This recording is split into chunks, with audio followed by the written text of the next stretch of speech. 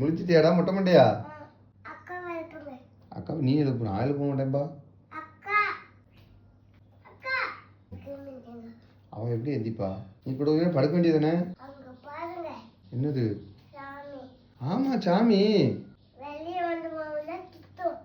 அங்க. என்னையவா திட்டும் சாமி? ஏன் என்னையா திட்டுது?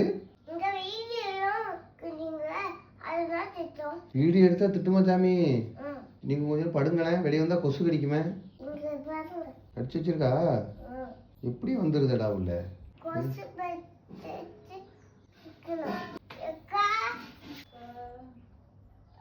அம்மா அப்படி சொல்லலாமா? அக்கா குக்கா சொல்லக்கூடாதா? சங்கரி குங்கரி அப்படி சொல்லலாமா?